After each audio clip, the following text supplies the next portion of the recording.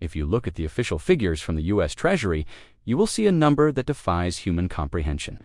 We are spinning past $35 trillion and heading rapidly toward $38 trillion. For decades, politicians told us this number didn't matter at all. They treated the national debt like a high score and a scary video game to look at, but with no real-world consequences. But in 2024, the math changed. We have entered a new era of fiscal reality where the debt is no longer just a number. It is a predator that is beginning to consume the budget of the United States. For the first time in history, the U.S. government is spending more on interest payments than it is on national defense. Think about that. We are spending more to pay off the bondholders of the past than we are to equip the military of the present.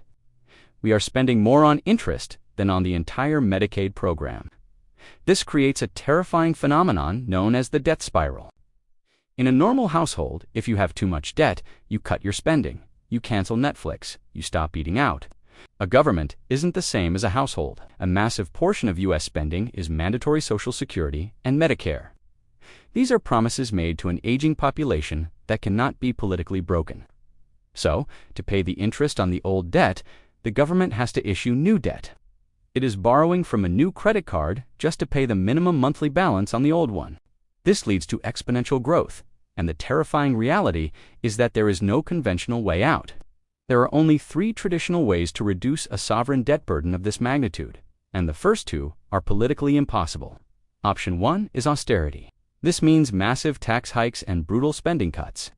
To balance the budget, the government would have to double income taxes or abolish the U.S. military. Neither of those is going to happen. The American economy is addicted to the government spending. Pulling the plug would trigger a depression instantly. Option 2 is hard default. The government could simply walk to the podium and say, "We aren't paying," but for the issuer of the global reserve currency, this is the nuclear option. The entire global financial system of every bank, pension fund, and trade contract is built on the foundation that U.S. Treasury bonds are risk-free. A default would cause a financial apocalypse. That leaves only option 3, the option that every empire in history from Rome to Weimar Germany eventually chooses, the path of least resistance. The soft default: you don't refuse to pay the debt. You pay every single cent of it. But you pay it back in currency that is worth significantly less than when you borrowed it. This is not a conspiracy theory. It is a process called financial repression. The goal is to keep the interest rate on the debt lower than the rate of inflation. Let's do the math. If the government owes $30 trillion and inflation is 5%, the real value of that debt shrinks by 5% every single year. In purchasing power terms, the government effectively erases $1.5 trillion of debt annually without raising a single tax. The bondholders get their money back, but that money buys fewer groceries and fewer houses. We are currently witnessing a historical shift. For 40 years, the Federal Reserve's job was to fight inflation. Today, the Treasury is the master.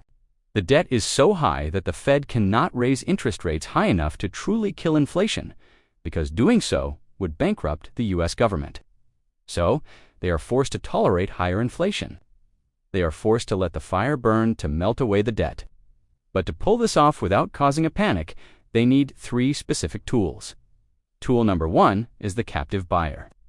In a free market, if a government was $38 trillion in debt, investors would demand a huge interest rate to lend them money. They'd say, "You are a risky borrower, pay me 10%. The U.S. government cannot afford that 10%, so it rigs up the market. Through complex banking regulations like Basel III, the government forces banks, insurance companies, and pension funds to hold U.S. Treasury bonds. They designate these bonds as high-quality liquid assets. Banks are legally required to hold them to stay in business. It doesn't matter if the bonds are losing value, the banks must buy them. This creates artificial demand, forcing the financial system to lend money to the government at suppressed rates. Your pension fund isn't buying government debt because it's a good investment. It's buying it because it's illegal not to. Tool number 2 is the broken compass. If you want to pay people less, but you promise to pay them based on inflation, the easiest solution is to redefine the inflation. Social Security and other government payments are linked to the Consumer Price Index, or CPI. If CPI is high, the government has to pay out more. So, they have a multi-billion-dollar incentive to keep the official number low. Since the 1980s, the methodology for measuring inflation has been quietly rewritten. They introduce substitution bias. The logic is, if the price of steak goes up, you'll buy hamburger. Therefore, your cost of living hasn't technically gone up. The CPI tracks the hamburger, effectively ignoring the fact that your standard of living has dropped. They are gaslighting you about the cost of your own survival to save the budget. Tool number 3 is fiscal dominance. Finally, we have the central bank put when foreign nations like China or Japan stop buying U.S. debt, which they have started to do so, the Federal Reserve steps in as the buyer of last resort. They print money to buy the bonds that nobody else wants. This artificially suppresses the yield and keeps the government solvent, but it floods the economy with new dollars. The result is that everything bubbles.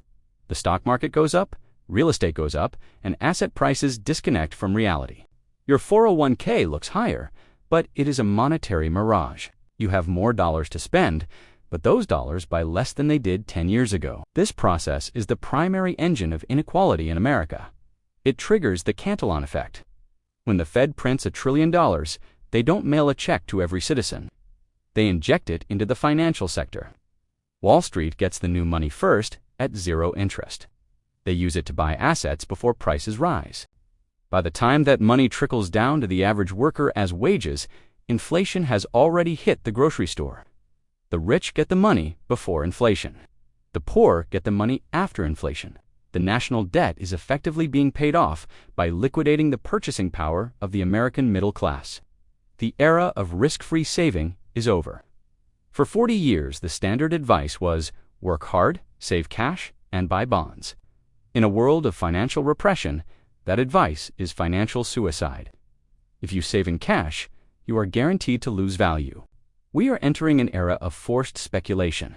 To simply preserve your wealth, you are forced to take risks, buying stocks, real estate, or crypto just to outrun the devaluation of the currency. The government has turned the economy into a casino where you must gamble to survive, but the government knows that, eventually, people will try to exit the system. Physical cash is the ultimate check on their power because it allows you to step outside the banking network. This is why the central bank digital currency is the endgame. If the dollar becomes purely digital, they gain total control. They can enforce negative interest rates or even put expiry dates on your money to force you to spend. However, sometimes the silent approach of inflation isn't fast enough. History shows that when a government gets truly desperate, they stop being subtle, they stop asking, and they simply take. In 1933, the U.S. government did exactly that. They criminalized the ownership of the one asset that allowed citizens to protect themselves. President Roosevelt signed Executive Order 6102, seizing the gold of every American citizen under threat of prison. There is a terrifying legal precedent that could allow this to happen, again not just with gold, but with Bitcoin and your 401k. In the next video, we are going to uncover the full, uncensored story of the Great Gold Seizure and the secret laws that are still on the books today. You need to know if your safe is actually safe. Subscribe so you don't miss it. I'll see you in the vault.